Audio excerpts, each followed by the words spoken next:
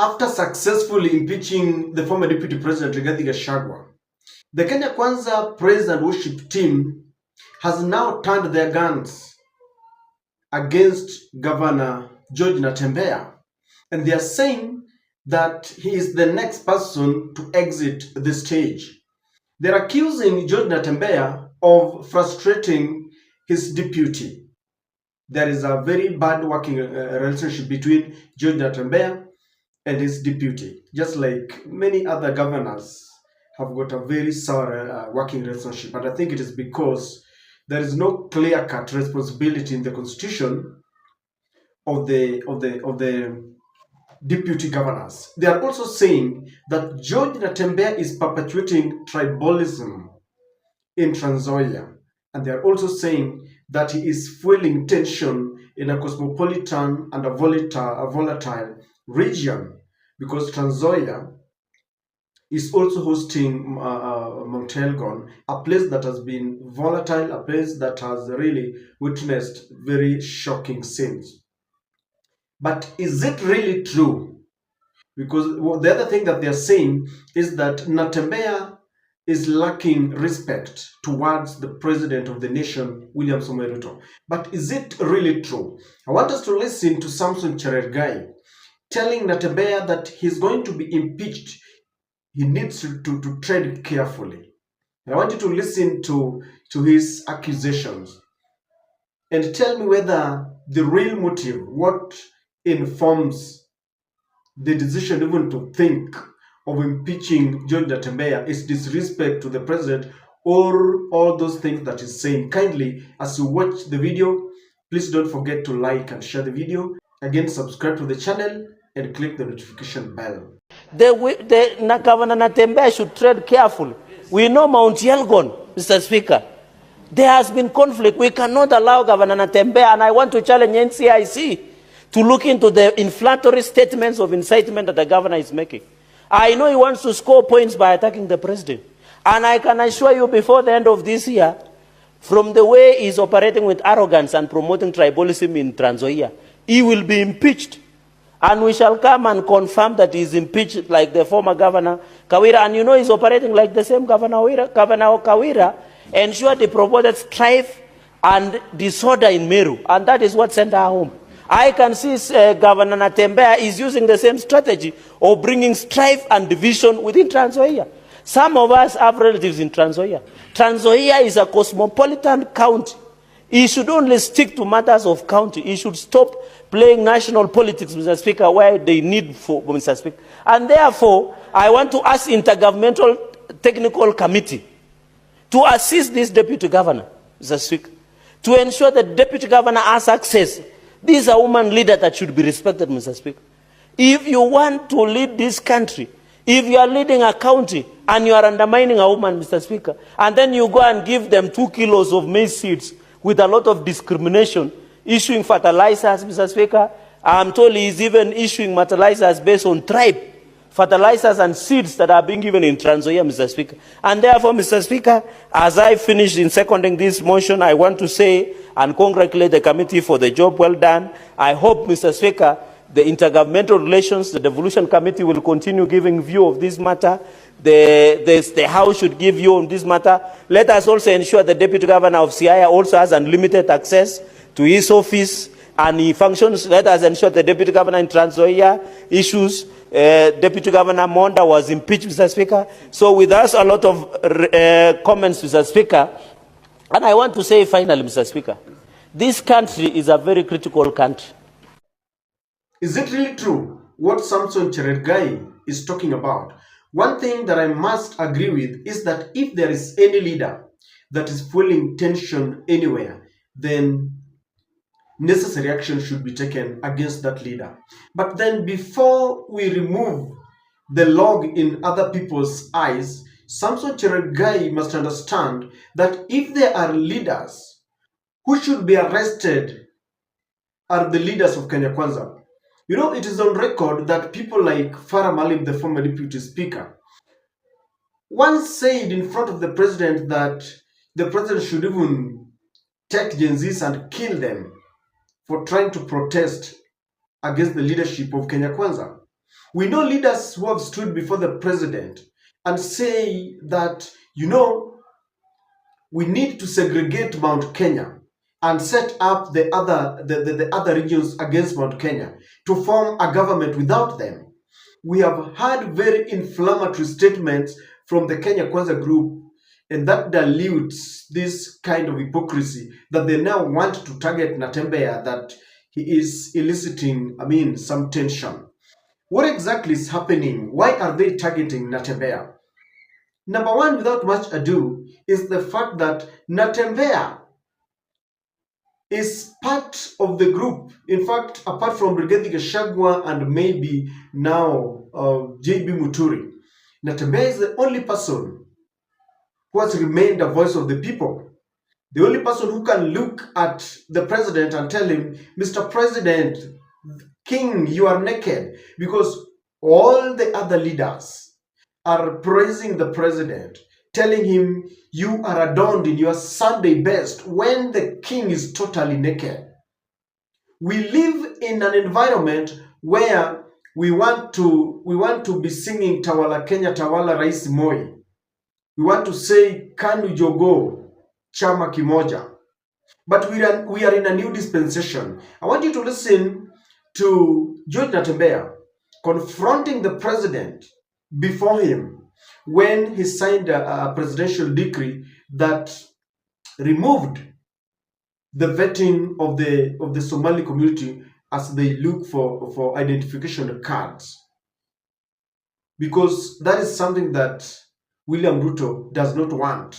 Rais amekubali watu wapewe vitambulisho bila kufanyiwa vetting. Alitangazia kule Northeastern. Mimi nimefanya kazi huko. Watu wengi ambao wanatafuta vitambulisho Northeastern ni wa Somali, kutoka Somalia. Na wao wanakuja hata vetting committee wanaipatia pesa, alafu wanapewa vitambulisho. Sasa hiyo committee imetolewa na hakuna alternative. Na wakati rais anatangaza hivyo, kuna machifu 5 ambao walikuwa wameenda kumpangia mkutano, walichukuliwa na Al-Shabaab, hawajapatikana mpaka saa hizi, wako Somalia. Wale watu ambao wamekamata machifu wetu sasa watapewa vitambulisho ya Kenya freely. Watapewa. Sasa wakitoka pale wakienda kuteka nyara watu wengine wakikamatwa, watakuwa wamebeba ID ya nani? Ya Kenya. Watakuwa wanasema wa Kenya wamekuwa watu kuteka nyara watu. It didn't end there. When the president refused to release devolution money that is going to the counties, Natembeya confronted the same. He said this is unacceptable. And he was saying that all the other leaders, the members of parliament, both in the National Assembly and at the Senate, have been pocketed, and they are part of the president worship team. They are there to ratify what the president wants. And this added even fuel. Hii Kenya hii msipojunga watu wetu miaka ingine pia tutakuwa na taifa la Kenya. Wajumbe wote wa Kenya wote wanaogopa rais kweli kweli. Hakuna mwenye anaweza kuambia rais Ruto kitu. Wote sio wamepewa nini? Wanapewa pesa kujenga masoko, kazi ya gavana. Wanapewa pesa kujenga barabara, kazi ya gavana. Wanapewa pesa kwenda kujenga mahospitali, kazi ya gavana. Sasa kazi yao ni kusema tu yes sir planifaki. Mpaka siku gani? Sasa wamekuamilia shilingi bilioni 10 ya kujenga mabarabara. Hata wabunge wapewe pesa waweke kwa kera wakule hiyo pesa. Nyinyi mtakubali kweli? Na sisi kama gavana tumesema kama hiyo pesa ya kujenga barabara tupewi, hata hiyo budget wakae nayo tufunge makaunti zikae. Unataka kujifanya kwamba kuna serikali ya county na siku na kila siku tunabeba kibaba kule wenda kuomba pesa. Na hiyo pesa ni wananchi wametoa ushuru. Sisi mheshimiwa rais hatupembelezani na wewe tena. We are not doing it. Fanya kazi vile katiba inasema. Fanya kazi vile katiba inasema, si ndio? Tuko na commission ya revenue allocation ambao wanaangalia kikapu ya serikali, wanasema hii pesa kiasi inaenda kwa national government, hii inaenda kwa county government. Hiyo proposal kienda kwa National Assembly, wabunge wanakatakata pesa ya county yote, wanapunguza na kupaki karibu na zero. Hatukubali. Kama watu hawataki counties, watuambie hawataki counties, we close down and forget about this thing. So William Ruto and his henchmen do not want anyone who confronts the president. They do not want anyone who tells the president the truth. They want people, the hypocrites, the fanatical following, those who will always clap even when things are wrong. And Natembeya is not part of that team. Natembeya is part of the team that will tell the president. And let me tell you, Natembeya is speaking on behalf of Kenyans. I remember even when the president disbanded the SS unit, the special service unit squad that he claimed was responsible for killing people and landing them in River Yala. Natembeya told the president, you don't do that and announce to the public. That is giving fodder to terrorists and thugs because they know that the most dreaded unit has been disbanded. What you do is that you create yours and secretly disband it. When sometimes there was a lot of bandit activities in Mount Elgon, in Baringo. I remember in one of the prayer rallies, Natembeya went there specifically to speak to William Ruto. And he told William Ruto, the very people who are giving you a red carpet today are part and parcel of the problem. They are the people who are part of stealing of cattle, because this is a very serious business. And he told William Ruto, be very careful. So Natembeya has been trying to help William Ruto. I sometimes don't understand William Ruto. You cannot grow only with your friends. Sometimes you listen to the critics and you understand what people feel about you. So that is why they don't want Natembeya. Natembeya is preaching unity among lawyers. This is something that does not resonate well with William Ruto. William Ruto will tell you that he is uniting Kenyans, and that's why he's taking Raila Amolo Odinga to form part of broad-based government. But when you start preaching unity within your community, then you're a tribalist. And George Natembeya is preaching unity of lawyers. He's saying that they need to stay together so that, because we live in an environment where for you to rise beyond certain levels within the civil servant and public offices, you need political goodwill. You need godfathers. And he's saying that the reason why they have not even risen beyond certain capacity at the military level is because lawyers don't speak on one accord. Mudavadi anasema yake, Wetangula anasema yake, ukiona Eugene, there is some kind of supremacy battle and division within the lawyer nation. And Natembeya is saying we need to speak with one voice. And William Ruto thrives when a particular region is disintegrated, because then it is very easy to infiltrate them and create certain upcoming leaders. And when Natembeya comes out to preach this unity, he's becoming a thorn on the flesh of William Ruto.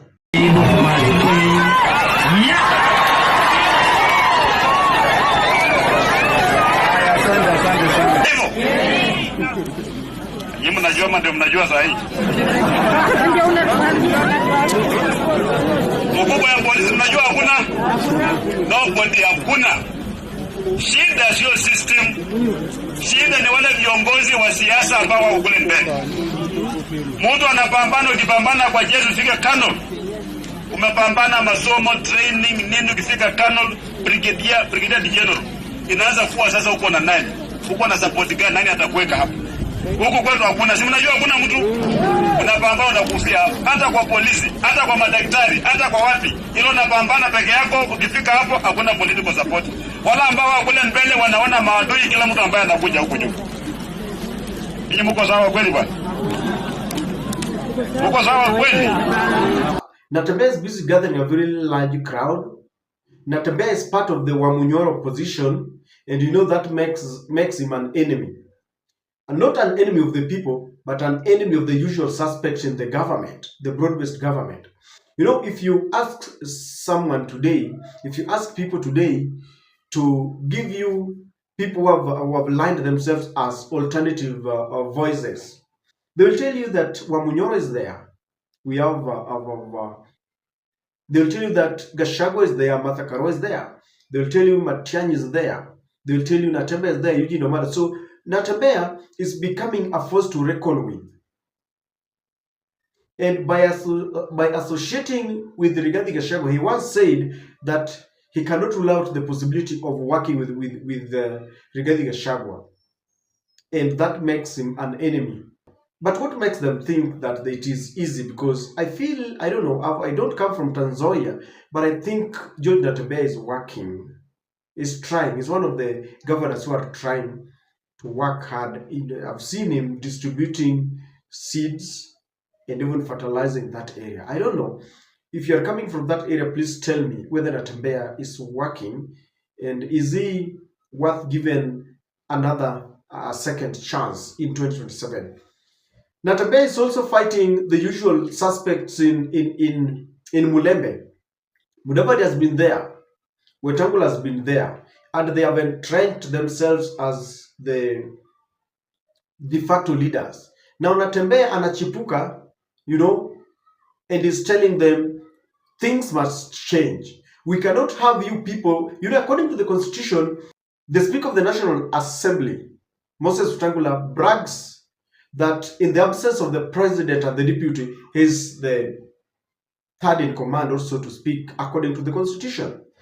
God forbid if today William Ruto and Kithure Kindiki are no more, then Wetangula takes for a period of time.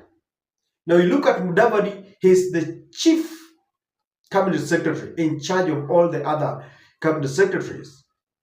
And when the president and the deputy is not there, he can chair certain meetings. But Natembeya says we can't fill them beyond the praises, beyond the talks that we have power. They cannot fill the leadership.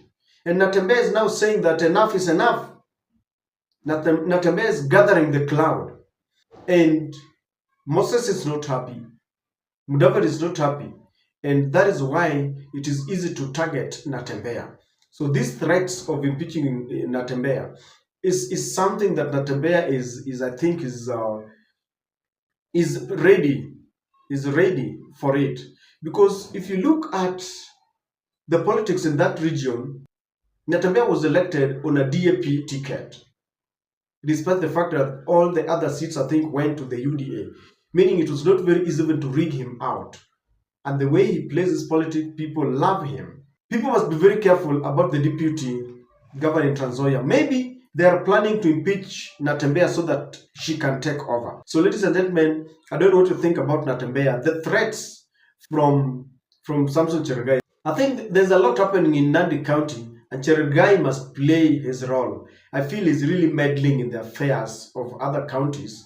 Let him concentrate in what is happening in his own county. If they still want to muzzle people, they still want to take people to the dark days where it was only one party, chama cha baba na mama, it's too late for them because people are growing. We are in a new era. They are dealing with a new generation. It is not going to be very possible. If they want that, maybe they can allow William Ruto to go to other countries where dictatorship is still reigning.